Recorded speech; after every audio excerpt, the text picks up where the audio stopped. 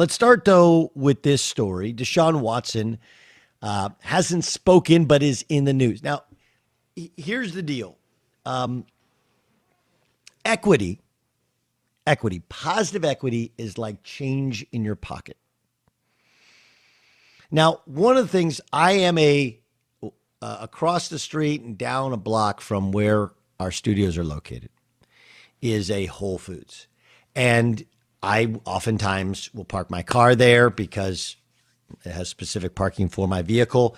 It also is a great place to go and grab a little quick by lunch. I'll sit outside. Even now during COVID, they have spaced out tables. You can put your mask on or whatever and read stories and call people. And, Southern California, it's actually in the valley. If you know anything about Southern California, the valley's a little bit warmer than LA, a little bit warmer than Orange County. So oftentimes, 10 in the morning, I'll get there, open up the laptop, and I'm there for like an hour and a half. It's nice and warm. It's good. But it does strike me when I see a homeless person asking for change. Like, how can I look myself in the mirror, go to Whole Foods, which means I'm spending way more than I need to spend on the exact same groceries that you spend them on at a non-Whole Foods, and then not like give somebody 75 cents out of my pocket.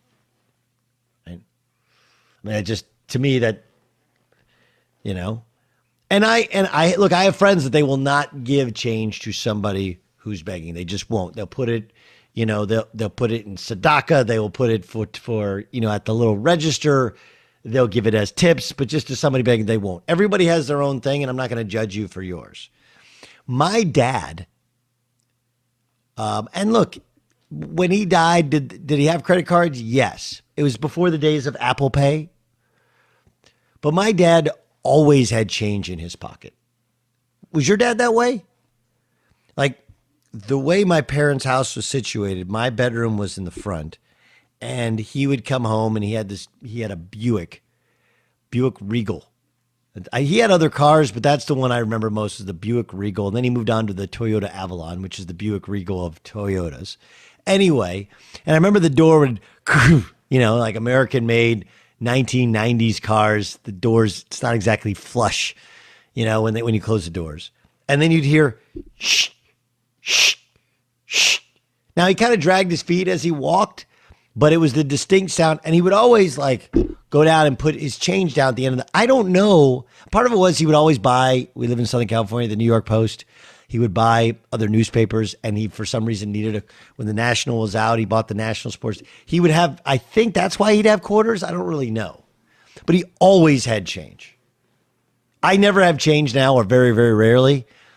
But the other day, my daughter was going through, and she's about to turn 15. She found my little change stash.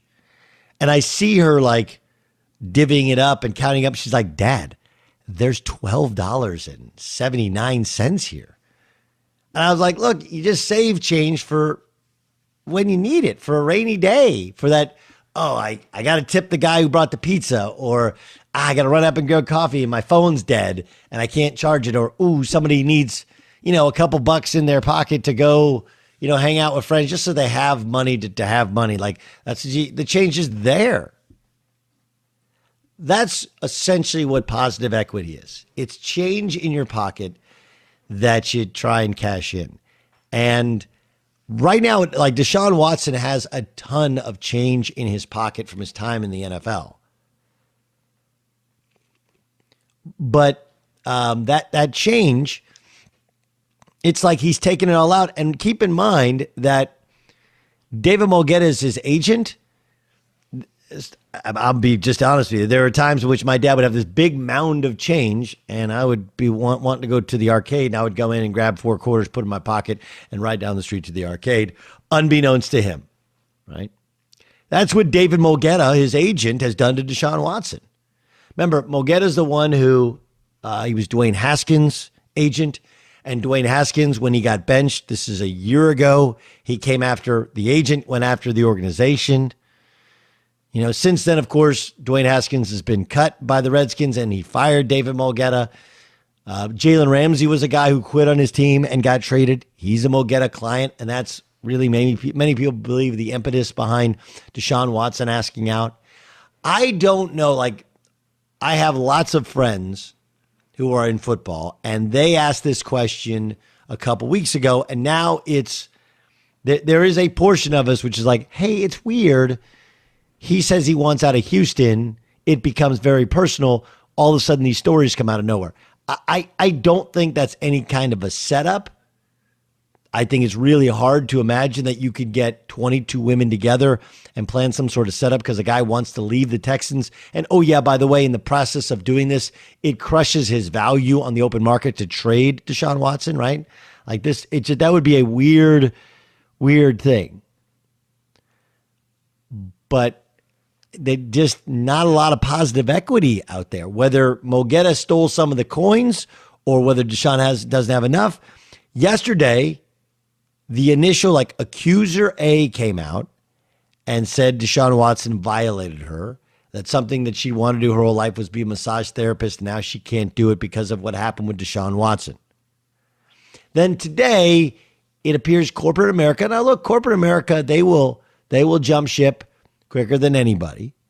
But you can understand it on some level. Beats by Dre is parting ways with Deshaun Watson. Now Nike is suspending its relationship. Okay, releasing the statement, we're deeply concerned by the disturbing allegations and have suspended Deshaun Watson. Will continue to closely monitor the situation. In other words, that's basically how everybody feels. Like, I don't know what to make of this deal. I thought he was the greatest, and now I don't know. Reliant Energy, which of course they sponsor the stadium, is not continuing its relationship with Deshaun Watson as a brand ambassador. My guess is even if Watson comes back, Nike is one, and they have experience on this with Tiger Woods, right? Where they can suspend their partnership for a while. But we want to hold on to it. And then if it becomes an image rebuild, then we can stay alongside him. But the power to somebody putting their name and face out there, as opposed to just accuser who you can't, the power to that you can see in how corporate America has reacted. And Deshaun Watson's going deep into his pockets and searching for change of, hey, look, we got this great relationship. I play with a collapsed lung.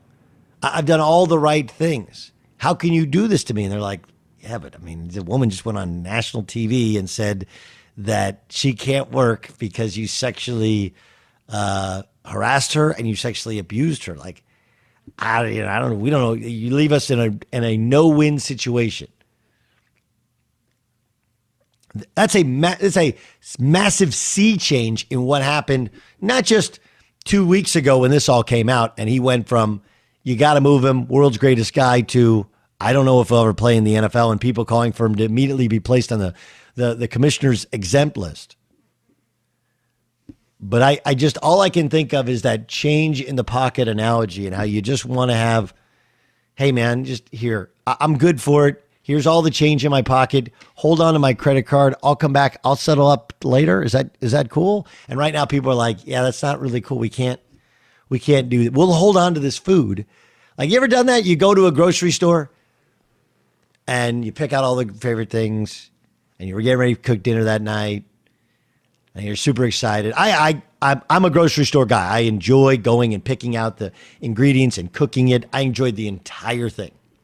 I do. I'm crazy that way. I don't get bothered by where I park in the grocery store. Like, that's dumb. I don't care. Yeah, do I want to pay 10 cents more for bags? Yeah, what the hell? It's 10 cents more. Fine.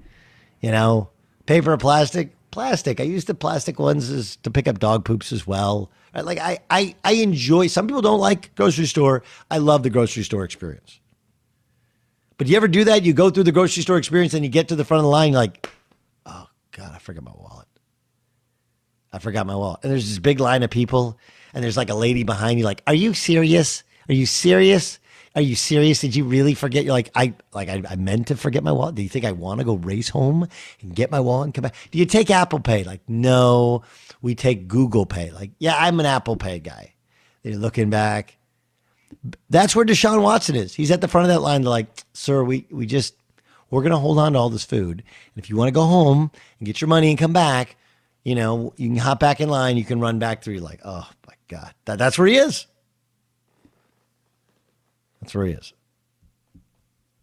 What do you think? At Gottlieb shows the Twitter handle 877-99 on Fox. Crazy though, that when corporate America starts to bail, you start to go like, oh boy, this is not going in the right direction. And I can't blame them based upon the press conference and what was said in the press conference. Look, devoid of any sort of evidence. I'm not going to lie to you. I don't know what, when, how, who, what.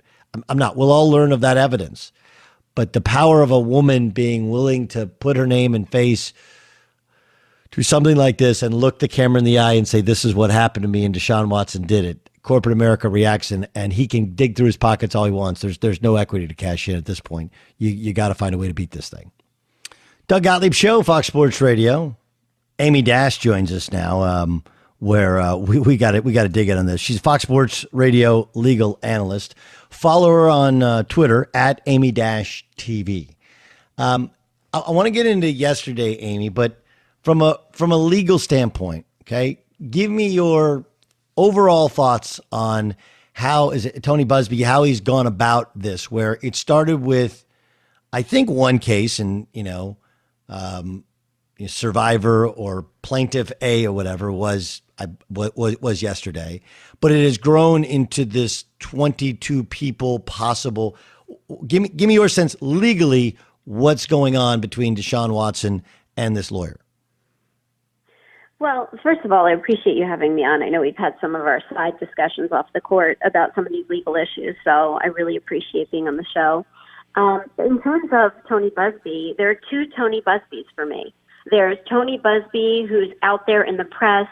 He's sort of a flamboyant attorney who's garnering all this attention, sometimes negative attention, and people think he's really playing the media to his advantage and possibly exploiting women, just to be able to make money. That's what a lot of people feel. And then there's Tony Buzbee, who we saw at the press conference, who was humble, who was compassionate, who's sitting next to his client, who's pouring her heart out, hysterically crying about the trauma that she says that she endured allegedly from Deshaun Watson, who she says that, she's still having panic attacks, that she can't practice her profession of massage, that she's basically living a nightmare. And Tony Buzbee is standing beside her, making a plea to other women who may have experienced any type of sexual assault, and really positioning himself as the proponent for female empowerment. So they're two totally different Tony Buzbees, and you sort of don't know which way to side. Like, do we like him or do we hate him? It's really hard to figure that out even for me. What about the idea that now there's a criminal investigation, but this all stemmed from only civil litigation at first? I mean, there was a couple, it's been about 2 weeks now, and the first week and a half was all about civil. It feels like, again, to somebody who's not a lawyer and only watches these things, it feels like cart ahead of horse, but you know more about it. Explain, is this a normal course of action? It's normal, and I think some of the points were touched upon by Buzbee and people in his team, objectively, I would say, is that they said, listen, this is a way where women can have control over the process. They can go and try to get redress. Maybe it's monetary compensation for what they say they've been through. Without having to go public, especially with a high-profile person, without having to put their life out on display, without having to go through a trial and testify, which can be difficult for people who have survived sexual assault. And I'm not talking about necessarily with Deshaun Watson, because I believe he's innocent until proven guilty, but just in general. And another thing that I thought was really interesting that came out of the presser was that a sexual assault expert said that more than 90% of women who have actually experienced sexual assault never report it to the police. Out of the people who do report it to the police, only 7% go through the actual process all the way to a criminal trial. And then a lot of those cases end up getting pled out by people who are accused, meaning they strike deals. So actually, it's not very unusual to not be filing a police report, but I think the public pressure became so much that this woman who says she's a victim says that she had to come forward and prove that she's a real person. And I think because of all the doubt that was cast on whether Deshaun Watson did this or not, she felt the need to go to the police and file a report because of that public pressure. Okay, so now what do you think of Rusty Hardin, who of course is you got another flamboyant Texas attorney, right? And he comes out and he's like, well, listen, 22 women. I got 18 women over here and said they massaged Deshaun Watson. Nothing happened. Did that help his case? Oh, I think so, definitely, because when you're talking about credibility here, I saw some of the evidence that Tony Busby put out yesterday, and I didn't find a lot of it compelling because really it's open to interpretation. It could be read either way. None of the evidence showed definitively that sexual assault took place. So really you're relying on the testimony of some of these women. And so when you have 22 women who are willing to go up there on the stand and testify against one guy, that in and of itself to me is an open and shut case whether he did it or not, because you're going to play to the sympathies of the jury right away. When you have, I mean, look at what the response was with one woman crying. Now imagine 22 women. So if they have an equal amount of women coming forward and saying the complete opposite, sure, that helps. But yesterday in the presser, Tony Busby came out with a direct message from one of the women who had publicly supported Deshaun Watson and showed that she was saying contradictory things behind the scenes, that she was allegedly saying that she had knowledge he was messing with people. She hopes nobody questions her. She warned him not to do the things he was doing. So it shows that this is the strategy. There's going to be an attack on credibility from both sides. Rusty Hardin has already done that. He accused the woman who spoke yesterday of blackmail. Or maybe it was a different woman, but he accused her of hush money, of asking for hush money, $100,000, Ashley Solis. And then they accused another woman of asking for $30,000 and trying to blackmail Watson. So you see that this is going to become like a vicious attack on both sides. Yeah. The one thing is we use this thing like hush money. Like it's a really hard one, right? Because there'll be a portion of people that'll say, well, you're paying hush money means you must have done something wrong. There's another portion of people that say you're paying hush money because you're getting shaken down. Like it's really hard to understand what really did and did not happen. And yet, if I'm Deshaun Watson, he can write a check right now and it goes away. He writes one, but it still actually doesn't go away because this becomes so public. Yeah, and also because if it ends up going the criminal route. So when a lawyer represents a client, they're allowed to try to settle that case. It's not necessarily hush money. I mean, you're right. It can be interpreted as that because people say, well, you came out, you filed this suit, you're only asking for $500. You say it's not about money, but then behind the scenes a couple months before you filed the suit, you were asking for $100,000. How could you want $500 now, but $100,000 a few months back? Obviously, you're out for the money. And some people may say, well, I wanted $100,000 because that's the number that I put on what would make me feel as good as I can feel about what allegedly happened to me, or it would avoid me having to go the public route. Now that she's out there, she's filed her police report. Maybe that's the way that she gets justice. Justice can mean a lot of things to a lot of people, depending on balancing the advantages and the disadvantages of going public and having to go through a trial. But it could also be, that she just wants money. It really could be any of the above. How long till we get some sort of clarity on all this? Because now it's just lawsuits and investigations. And because I understand it doesn't matter as much in the grand scheme of things, but we're a sports show. We don't know what, Nike pausing is like, Nike is like, look, we want to see what's real, what's not. A lot like they did with Tiger Woods. When will we know more? Well, I think once the police conclude their investigation, we're going to know more. I really think the NFL is completely on hold until they find out the results of the police investigation. They're doing their own investigation, but I don't think they're going to come public with anything. Maybe I'm wrong. Maybe now that Nike has suspended and made them look bad, maybe they'll put them on the exempt list, which they can do. But I think their strategy has always been wait to see if there are criminal charges. Once there are criminal charges from a prosecutor, because right now there's just a police investigation based on a complaint, actually based on more than one complaint. 2 women have filed complaints, maybe more. But once there are formal charges, they're definitely going to put them on the exempt list. So it could be weeks or it could be months before we find that out. But, like people are saying, there's time now. There is time, but you do wonder if this is something that even if he didn't do anything wrong, you can ever recover from. Right? I think he'll recover. That's just my opinion. I really think these things come in like a hurricane and then they disappear. People forget about them. And the next minute, the guy's back on the field. What's interesting to note is this woman who came out very dramatically, upset about what she says happened to her, which, it was really, if you have a heart, you're feeling, if you believe this woman, you're really feeling bad for her. Sure. But if you look at her criminal complaint and her civil, if it's based on the civil lawsuit only alleges that he allegedly touched her hand with his genitals.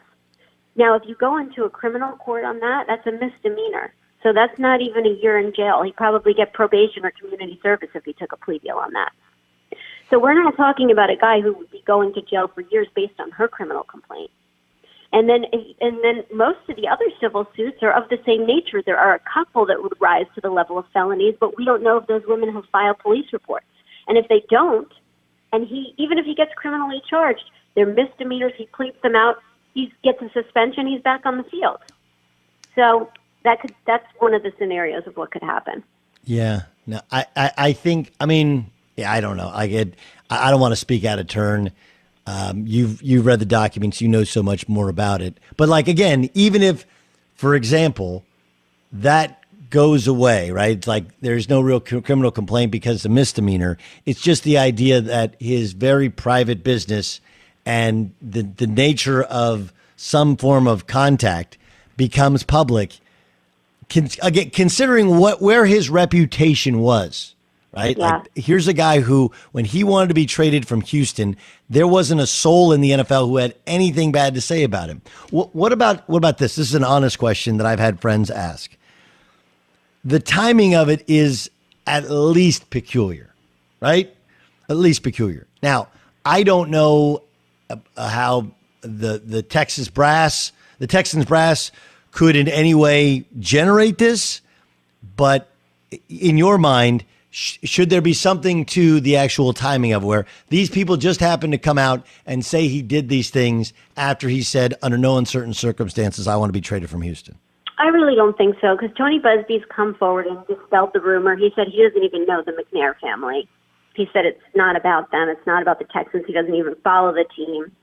I'm wondering, maybe because he had these things going on where he was approached by some of the women and the attorneys months before this all became public, maybe that was one of the reasons that he requested to be traded. And maybe the pressure was mounting. This is total speculation, but I don't think that the team orchestrated this. To what benefit is it for them if they have to pay him and put him on the exempt list? I mean, and just all the horrible negative publicity around it. They haven't released him. They would have a problem with the cap. So I think it puts them in a bad situation, and I don't think that they orchestrated it. And to your other point, it's really interesting about his reputation because, like with Ray Rice, he never got another opportunity. But plenty of people had domestic violence spats where they were suspended and they were back on the field. And then you had Ben Roethlisberger, who was accused of rape, and he was back on the field. Antonio Brown's had a lot of things. He was back on the field. He has a civil suit pending for sexual assault. So it's really such a case-by-case basis, and a lot of these athletes do recover, and some of them don't. I think it really depends. Yeah, no, it is fascinating to see because there really is no precedent for any of it, right? Because Big Ben, you brought the Big Ben, there was two different things, right? There was the Lake Tahoe thing, there was the Atlanta thing, and neither of them came to any sort of criminal charges. And then there was also the motorcycle deal, like I think which is in between where it wasn't anything criminal, but he wasn't wearing a helmet. He went over the handlebars of his motorcycle, and then he got suspended for 6 games. And then, I mean, like the whole thing is just, I don't know what you do with Deshaun Watson. It is. What about with DeAndre Baker just recently? I mean, people thought he was going to jail for the rest of his life, and nothing happened. So, I don't know. I think a lot of it has to do, to be honest with you, when people have a lot of money, they can afford really good attorneys, and really good attorneys can get you out of trouble. It's not all the time. You've seen with Bill Cosby or Harvey Weinstein, it doesn't work. But a lot of times for these things in terms of football, it has worked. Yeah, no question. And look, and the other side is also true, right? Where there are attorneys that can take on cases that are fairly frivolous, thinking I'm going to get my 33%, and they can find a way because it's easier and smarter for many of these guys to just write a check and make it go away so we don't get to this point. Right, exactly. And probably a lot of them do. And if you don't want to, and you haven't, like if Deshaun Watson felt that he was innocent and he didn't want to give in to any type of a demand and have to pay someone. And if in, an alternate universe, all of this stuff is completely false, then look at what he's been dragged through. Look at what he has to go through. If, in fact, what you're saying is true, the attorney just wants money, the women just want money. Now, a lot of people doubt that because you've got 20-plus women, all making very, very similar claims. But Busby is doing anything and everything he can to really just put this whole thing on display. I think he said he's talking to a lot of other investigative authorities. He might go to other states. He might go to federal authorities if he hasn't already. He's cooperating with the NFL. He's not just stopping with the civil suits and the criminal suits. He's going to other states. He's got a trafficking expert at his press conference talking about human trafficking and likening what happened to these women to forced prostitution. He's talking to the NFL. I mean, he's literally taking every avenue to hold this guy accountable because he feels, based on the allegations that he's put forward.